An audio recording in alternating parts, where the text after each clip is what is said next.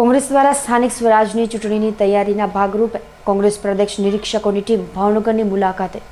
ભાવનગર શહેર કોંગ્રેસ સમિતિ દ્વારા આગામી મહાનગરપાલિકાની ચૂંટણી સંદર્ભે તેમજ ચૂંટણી ઢંઢેરામાં સમાવેશ થતા પ્રજાના પ્રશ્નો, સમસ્યાઓ, તકલીફોને વાચા આપવા, પ્રજાના પ્રશ્નોના નિરાકરણ લાવવા અને અગત્યના મુદ્દાઓ, પ્રશ્નોનો કોંગ્રેસના ચૂંટણી ઢંઢેરામાં સમાવેશ કરવા અને જુદા જુદા મુદ્દાઓ નોંધવા માટે કોંગ્રેસમાંથી ચૂંટણી લડેલા અને આગામી ચૂંટણી લડવા ઈચ્છુક ઉમેદવારો, કોંગ્રેસના પદાધિકારીઓ, હોદ્દેદારો, જુદા જુદા સંગઠનના હોદ્દેદારોની આજે ભાવનગર શહેર કોંગ્રેસ સમિતિના કાર્યાલય ખાતે બેઠક યોજાઈ હતી, જેમાં કોંગ્રેસના આગેવાનો વચ્ચે ચર્ચા વિચારણા અને પરામર્શ કરી ચૂંટણી કયા મુદ્દે લડવી જોઈએ તે અંગે ચર્ચાઓ કરવા એક અગત્યની બેઠક મળી હતી. આ બેઠકમાં રાજ્યસભાના પૂર્વ સાંસદ અને ગુજરાત પ્રદેશ કોંગ્રેસ સમિતિના નિરીક્ષક રાજુભાઈ પરમાર, હિરેનભાઈ બેંકર, નિમેશભાઈ શાહ સહિતના કોંગ્રેસ આગેવાનોએ માર્ગદર્શન આપ્યું હતું. આજે મળેલી કોંગ્રેસની બેઠકમાં શહેર કોંગ્રેસ પ્રમુખ પ્રકાશભાઈ વાઘાણી, મ્યુનિસિપલ પૂર્વ વિપક્ષના નેતા ભરતભાઈ બુધેલિયા, જયદીપસિંહ ગોહિલ, પૂર્વ નગરસેવકો, કોંગ્રેસના તમામ સંગઠનના હોદ્દેદારો, આગેવાનો, ભાઈ બહેનો મોટી સંખ્યામાં ઉપસ્થિત રહ્યા હતા. આપ સૌ જાણો છો કે ગુજરાતની અંદર કોરોનાને લઈને સ્થાનિક સ્વરાજ્યની જે ચૂંટણીઓ ડિસેમ્બરમાં થવાની હતી, બોર્ડ પૂરું થાય છે એટલે એ થોડું 2 મહિના લેટ થયું છે.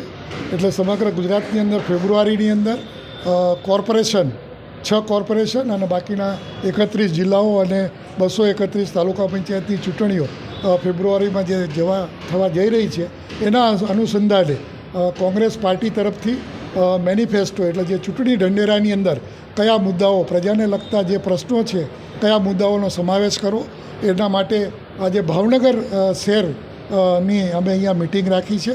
ભાવનગર મ્યુનિસિપલ કોર્પોરેશનની અંદર એવા કયા મુદ્દાઓ છે કે જે અમે ચૂંટણી ઢંઢેરાની અંદર લઈ શકીએ, એના માટે આજે અમારા કોર્પોરેટરો, અમારા વોર્ડ પ્રમુખો, અમારા સિનિયર આગેવાનો અને સૌ કાર્યકર ભાઈઓ બહેનોની આજે અમે અહીંયા મિટિંગ રાખી છે અને એના અનુસંધાને એમના તરફથી અમે એમના જે કંઈ સજેશનો છે, છેલ્લા 5 વર્ષની અંદર ભારતીય જનતા પાર્ટીએ જે કંઈ વચનો આપ્યા હતા એ વચનોમાં કેટલા પૂર્ણ કર્યા એની પણ અમે સમીક્ષા કરશું.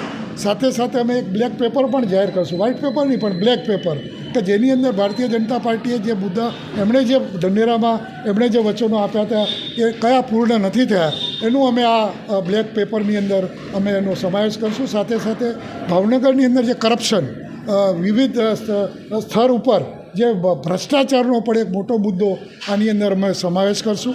આપ સૌ જાણો છો કે ભારતીય જનતા પાર્ટી ચાહે સ્ટેટ લેવલનું હોય કે ચાહે કોર્પોરેશન લેવલ હોય, હંમેશા કોઈ પણ ભરતી હોય તો એ આઉટસોર્સથી લોકોને રાખવા ટેવાયેલી છે.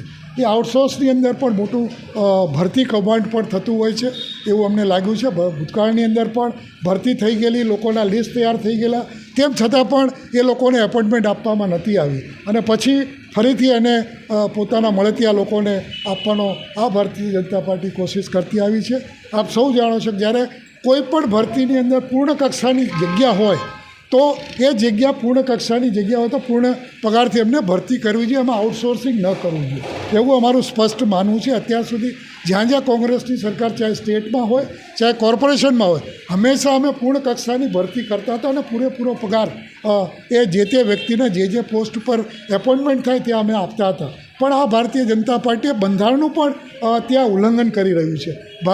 ભારતના બંધારણની અંદર જે બેઝિક રિઝર્વેશન આપ્યું છે, અનામત આપી છે, એમાં SC, ST, OBC, એ અનામતની પણ જ્યારે તમે પૂર્ણ કક્ષાની ભરતી ન કરો તો એમાં અનામતની પણ કોઈ પણ જાતની જોગવાઈ આવતી નથી. એટલે આ વર્ગના લોકો SC, ST અને OBCના લોકોને પણ આમાં મોટું નુકસાન થઈ રહ્યું છે એવું અમને લાગી રહ્યું છે. આ બધા જ મુદ્દાઓ અમે અમારા ચૂંટણી ઢંઢેરાના અંદર અમે સમાવેશ કરશું. ભાવનગરનો ચૂંટણી ઢંઢેરો આવશે, એમાં ભાવનગરના મુખ્ય મુદ્દાઓ સાથે સાથે જે સ્ટેટ લેવલના મુખ્ય મુદ્દાઓ કોર્પોરેશનને લગતા છે, વિવિધ કોર્પોરેશન, એનો અમે સમાવેશ કરશું. એના માટે અમે આજે અહીંયા મિટિંગ રાખી હતી. હજી શરૂઆત છે, ઘણા સૂચનો અમારી સમક્ષ આવશે એવી વિનંતી. Thank you.